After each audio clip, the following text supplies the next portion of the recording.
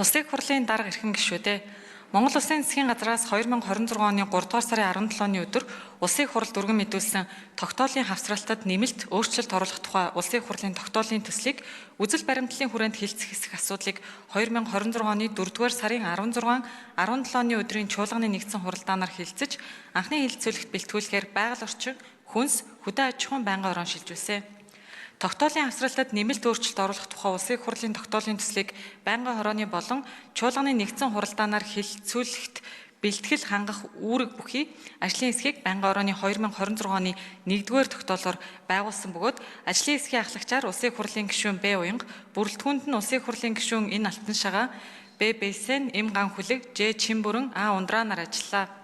Байгаль орчин, хүнс, хөдөө аж ахуйн байнгын ороо 2026 оны 6 дугаар сарын 17-ны өдрийн хуралдаанаараа дээрх тогтоолын төслийн анхны хилцүүлгийг Монгол Улсын их хурлын чуулганы хуралдааны дэгийн тухай хуулийн 39-р зүйлд заасныг баримтлан явуулж тогтоолын төслийг зүйл бүрээр хилцлээ.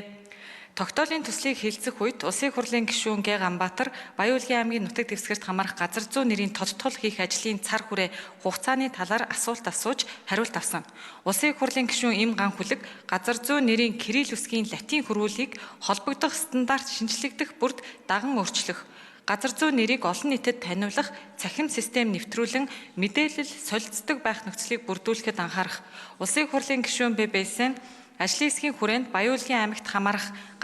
зарим газар зүйн нэрийн талаар Монголын туваачуудын нийгэмлэгээс гарсан саналыг хүлээн авч уулзсан талаар үг хэлсэн болно.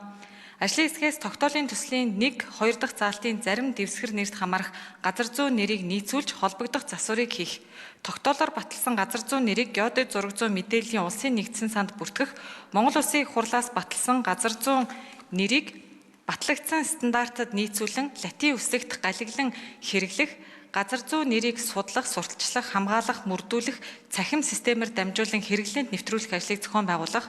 Баян-Улгийн аймгийн нутаг дэвсгэрт хамаарах газар зүйн нэрийн тодтголыг хийж, сумдын хилийн цэсийг албан ёсны газар зүйн нэрийн дагуу шинжилэн холбогдох шийдвэрийн төслийг боловсруулж 2027 оны намрын ээлж чуулганы хугацаанд Багтаан Улсын хурал дүргэн мэдүүлэх зэрэг асуудлыг Монгол Улсын засгийн газарт даалгах.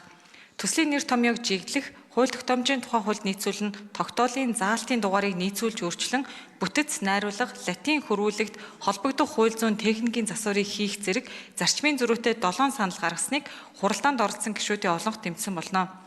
Байнгын орооны хуралдаанаар олонхын дэмжлэг авсан зарчмын зөрүүтэй саналын томьёолол болон анхны хилцүүлэг явуулсан талаарх байнгын орооны санал дүгнэлтийг та бүхэнд хүргүүлсэн.